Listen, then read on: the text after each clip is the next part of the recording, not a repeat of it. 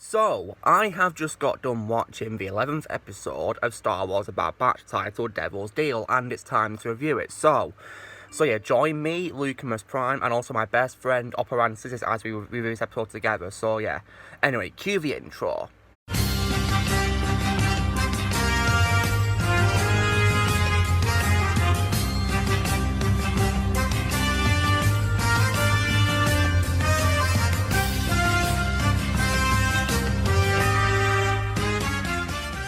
Alright guys, so as always, I'm going to let Oppo Ranscisis, aka Alexander, share his thoughts on today's episode. So yeah, I'll let him, talk first. And guys, if you haven't already, please consider subscribing to the channel to give him support. So I'll put a link to him in the description below for you guys to go subscribe to him, because you won't regret subscribing. He does amazing content that you'll really enjoy.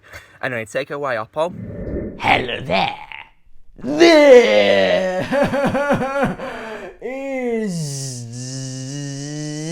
Oppo Ranscisis.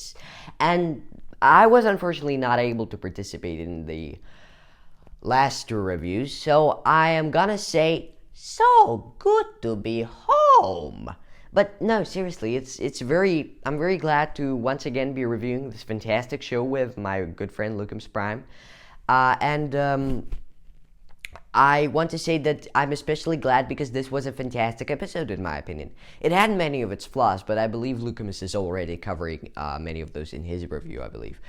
So I'll just focus on many of the other things that I do view as positives, because I do think this one has more positives than it does have negatives, but I will cover some things I did not particularly enjoy. So first of all, I was very, very, very glad to that we saw Ryloth, that we saw the Twi'leks, that we saw their relationship with the Empire, because they're such an important part of Star Wars history. I mean, you look at the Clone Wars, we had so much about the Twi'leks, such an important race. You look at Rebels, the same goes for there. In fact, one of the main characters is a Twi'lek, and we explore her family, obviously Hera, who is back here, and even in the movies, we have so many Twi'leks. They're such an important race that I really was glad about the fact that we're focusing so much on them, especially since I was curious more about Ryloth between Rebels and Clone Wars. And I was also very surprised that Cham Syndulla in this one was completely different from how he was portrayed in Rebels, because in Rebels, he was such an extremist. He hated the Empire with his guts. He wanted to completely destroy it, send a signal to his people, completely obliterate it. But here he seems so pro-Empire. Whereas he was so anti-Empire in Rebels, that it surprises me quite a lot, actually. But I think maybe this episode actually shows how his hatred for it developed, and I'm pretty sure, yes, that it does. But I was also very, very, very glad. First of all, we saw Hera's mother for the first time, I believe, and I was very, very glad to see her. I think they did a wonderful job of portraying her. I think she's exactly what she was always built up to be by Rebels, the series. And we saw Orn Free Taa, and I was very, very happy to see Orn Free Taa, because I love him as a character. He is such a great character, I think, and I will say one thing. And the one thing that I do wish to say is that, and this is a Clone Wars complaint, this isn't really that much of a Bad Batch complaint, because obviously Bad Batch returns most of the Clone Wars actors. But in the Clone Wars, he was voiced by Phil LaMarr, which surprised me because they had Matthew Wood do so many roles in the Clone Wars. And Matthew Wood did the voice of Orn Free Taa in Revenge of the Sith. He did that voice for a very small line, so it's confusing to me why they didn't bring him back for the Clone Wars and subsequently the Bad Batch. But Phil LaMarr does a good job. Even though I'm not a fan of the accent, I think the voice is okay, fitting for the character. And the personality, I really like him, personality-wise. I think that's fitting for Free Taa as a character. But no, I really like that we have him back, and the animation of him is so good. In fact, it's much better than the Clone Wars, in my opinion. First of all, it's very realistic, especially to how he was in the films. And second of all, I mean, I look at the skin, and I almost want to grab the TV, grab the screen, grab the computer, and touch it. Because the skin just looks so kind of slimy, kind of, it looks so realistic, so kind of, I look at the Leku and so on, and I really want to touch it because it looks so realistic because of the texture and everything. And I think the animators did a splendid job. And he is also the shade of blue that he is. That his skin is off. I think it's much darker than it was in the Clone Wars, and I think it fits him good. Well, I think yes, and the outfit is quite different as well. But I really like the outfit. It looks very royal, and I really like how he also drinks everything and eats everything just like he did in the Clone Wars.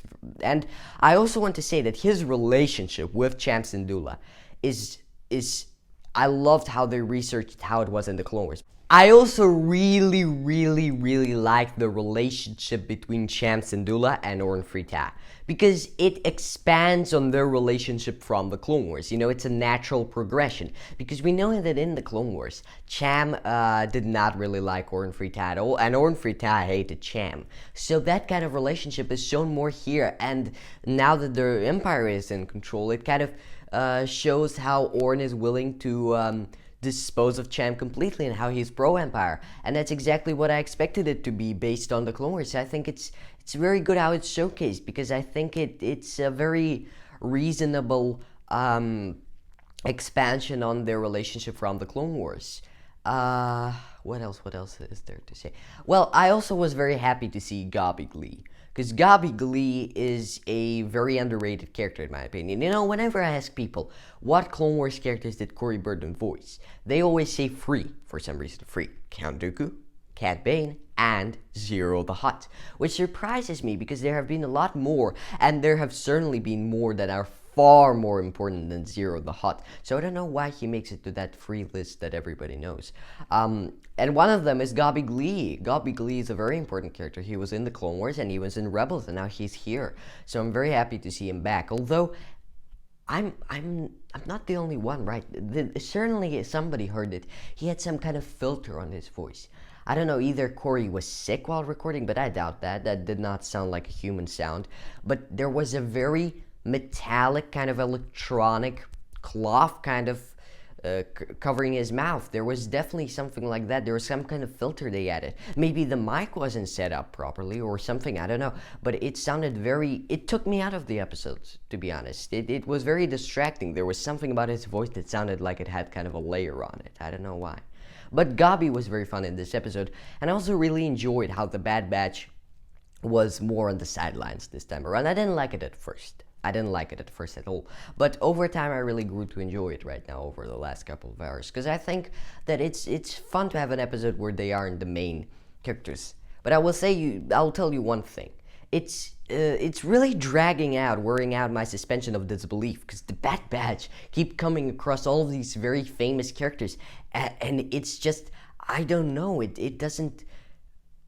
There's always a reason for it, and I know that Sid has a lot of very impressive clients, but it's still the fact that they come across all of these characters like, you know, that we all know and love, like Jabba the Hutt, the Martez sisters, and then we have last episode we have a separatist senator, and now this episode we have Gabi Glee. It just, you know, it's too many coincidences for me to take it too a little seriously, but it is a show, so I do give it that. But yes, I think that's pretty much it. So thank you for having me, Lucas. It was I had an amazing time reviewing this with you. Alright, so it's now up to me to review this, so yeah. Now, this episode, in my opinion, was very different to the previous 10 we've got so far, and you'll know why when I talk about it, so yeah. And there was one thing that I was pretty, you know, annoyed about in this episode, which I'm going to tell. So the episode begins on the planet of Ryloth, where it's revealed that Senator Orn Free Taa, the same, you know, obese Twi'lek, you know, a blue Twi'lek from you know, the prequels and the Clone Wars, he's announcing a new refinery on Ryloth for the Imperials, and it's revealed that the Syndulla family is there, you know, here, Syndulla and her parents, which is pretty cool, and her dad is conflicted about this, you know, he's really against this. And we also got to see here was Uncle, Gabi Glee, voiced by Corey Burton, who appeared, of course, in, you know, Clone Wars and Rebels, and returning in this episode, which is pretty cool. And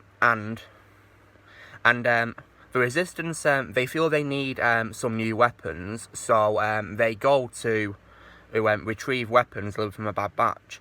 So he takes Hera, who is voiced by returning Vanessa Marshall, to retrieve the weapons. Now, one thing that I caught in this episode, which, surprised me, is that the Bad Batch have such little screen time themselves. The only one who has the more screen time is Crosshair, because he's, of course, working with the Imperials, alongside, that Imperials called Rampart, yeah? However, the rest of the Bad Batch, they only have, like, a cameo appearance, and that's it. We never see them again, sadly. So, I guess maybe this was a good way to give Crosshair a much bigger presence than before, because his previous appearances have been pretty small, except for, of course, the premiere and the episode where he leads his elites onto Onderon. So yeah, I'm at least glad he got a bigger role, but still, this felt very different due to the Bad Batch having like a cameo appearance. And because of Hera's appearance, it felt like an episode which was a direct prequel to Rebels, basically. So Gorby takes Hera to like this moon outside of Ryloth, and they meet the Bad Batch, and they get weapons given to them. And we also get to see as well Omega interacting with Hera and letting Hera explore the ship, which was pretty cool to see them interacting with one another. However, Gorby and Hera are completely unaware that Crosshair and the Empire are tracking them, so they're spying on them. So yeah, they're not getting away with this. Another thing that was pretty cool was getting to see Chopper return, the astronaut droid from Rebels voiced by Dave Filoni. Yeah, he came back in this, which was pretty cool, nice to see him. Then when Gorby and Hera return back to Ryloth, they then get arrested by the Imperials because Crosshair has, got, information on them that they've been smuggling weapons. And Rampart issues their arrest, and so does Omfrita. He is also among the Imperials that, is arresting them. Then they get put on, like, this big, conveyor, like a big sort of, moving truck trailer thing, basically. But, as they're being taken away in this convoy, the convoy gets attacked by Hera's parents, and, the freedom fighters helping them to rescue them. So they do manage to rescue Hera because, surprisingly enough, Officer Rampart actually suggests that they surrender, but it's later revealed why he wants them to surrender, because he's got a devious plan in mind, very sinister. So as they're, getting out of, the convoy and preparing, to escape the Imperials, Rampart decides to, frame them, for doing something, being that Crosshair secretly assassinates Omfrita by sniper rifling him from a distance, and framing Hera's dad Cham to make it seem as though he was the one that killed him. But of course, obviously it was not him, it was Crosshair. So yeah, and then after that, Hera's parents get arrested alongside the rest of the freedom fighters helping them. But luckily, Hera is able to escape using a speeder. And yeah, so luckily she escaped. But her parents have been captured, and now I'm guessing based on the next episode's name called Rescue on Ryloth that we may be seeing a Bad Batch, rescuing her parents. Maybe she goes to find the Bad Batch to get them to help her rescue her parents, maybe. That's what I'm predicting will happen in the next episode, but yeah, I don't know. But yeah, so like I said, this episode was very different to, the previous 11 due to a Bad Batch having like a cameo appearance and Crosshair playing a bigger role. And it felt like a Rebels prequel due to Hera's presence. But I said there was one thing that really annoyed me, so I'm going to tell you why. Okay, there's a clone commander who I believe is called Hauser, Commander Hauser. And there's something that does not make any sense about him because, he had, like, a personality which makes no sense because, of the inhibitor chips, taking effect. He should be, very serious and obeying orders, yet in this episode, he did many stupid things such as, hesitating when given an order and, like, not wanting to, to get Hera, to take her down when, for what she's done, to arrest her by saying, sir, she's only a little girl. But I'm like, you're supposed to follow orders. You're supposed to be obedient. Like, oh my God.